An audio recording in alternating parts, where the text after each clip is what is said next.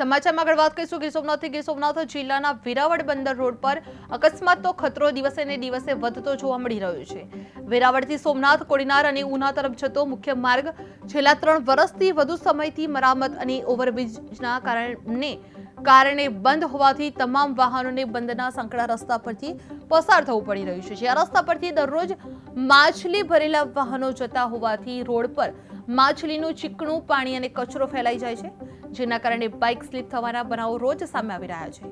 સાથે જ રાત્રિના સમયે સ્ટ્રીટ લાઇટોની અછત હોવાથી અકસ્માતની શક્યતા પણ વધુ વધી ગઈ છે। જે અંગે સામાજિક કાર્યકર મેઘજીભાઈ ચાવડાએ કલેક્ટર, એસપી સહિતના અધિકારીઓને રજૂઆત કરવામાં આવી હતી અને તાત્કાલિક સફાઈ, સ્ટ્રીટ લાઇટ અને ટ્રાફિક વ્યવસ્થા સુધારવાની પણ માંગ કરવામાં આવી હતી। જે વેરાવળ બંદર રોડ પર અકસ્માતનો ખતરો જોવા મળી રહ્યો છે, જે માછલીના પાણીથી રોડ ચીકણો બનેલો જોવા મળ્યો છે, જે રોજથી 2-3 બાઇક સ્લીપ બનાવ બનેલા છે।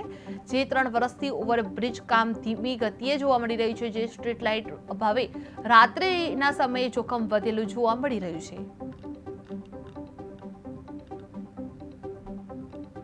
જય સોમનાથ, નમસ્કાર। મારું નામ મેઘજી ચાવડા, સામાજિક કાર્યકર, એડવોકેટ, વેરાવળ ગીર સોમનાથ। મિત્રો, આજે આ વિડીયો બનાવવાનું રીઝન ખાસ એ છે કે આજે મેં એક અરજી કરી છે કે જે વેરાવળની અત્યારે સૌથી મોટી સમસ્યા છે। સમસ્યામાં એવું છે કે વેરાવળથી સોમનાથ જવા માટે ઉના કોડીનાર માટે એક રસ્તો હતો, જે અહીંયા વેરાવળમાં સોમનાથ ટોકીઝ પાસે બ્રિજનું કામ છેલ્લા ઘણા વર્ષોથી ચાલે છે, ક્યારે પૂરું થશે ખબર નથી।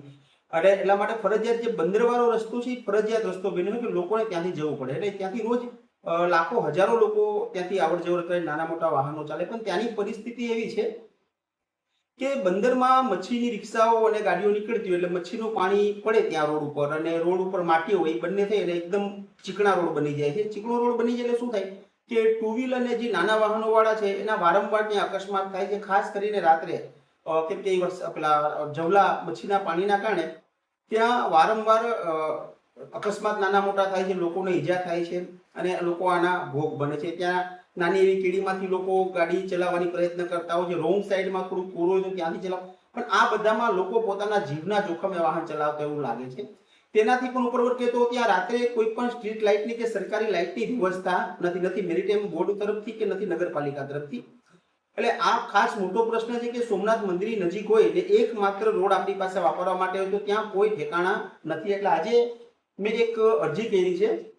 અરજી નામ છે બંદર અધિકારી, મેરીટાઈમ બોર્ડના અધિકારીના નામથી અરજી કરી છે અને નકલ રવાના કરી છે। મેં એને લગતા લગભગ તમામ ડિપાર્ટ લઈ લીધા છે। મેં જિલ્લા કલેક્ટર સાહેબને નકલ રવાના કરી છે, એસપી સાહેબને કરી છે, ચીફ ઓફિસર સાહેબને કરી છે, ફિશરીઝ ઓફિસરને કરી છે, આપણા ધારાસભ્ય અને સાંસદ સભ્યને પણ આ નકલ રવાના આજે કરી। તમે જોઈ શકો છો બધાનો ઓસીમાં સિક્કા પણ લગભગ બધાના આવી ગયા છે।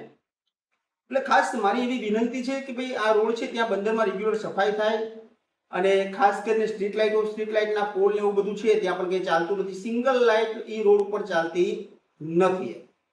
અને ખાસ બીજી એક વસ્તુ કે ભાઈ જવલો નામની જે મચ્છી છે એના ઉપર ભારત સરકારે બેન મારેલો છે, કેમ કે જવલો મચ્છીને ખાવા માટેનો ખોરાક છે અને ત્યાંથી દિવસ ને રાત જવલાઓના રિક્ષાઓ જતી હોય છે। અને ખાસ જે જવલાનું પાણી જે રોડ ઉપર પડે છે ને તેના કારણે જ આ ચિકાસ થાય છે। એટલે મેં ફિશરીઝ ઓફિસરને પણ આ વસ્તુ લખી છે અને હું આ તમામ અધિકારીઓ અને તંત્ર પાસે આશા રાખું છું કે આ જનહિતનો પ્રશ્ન છે।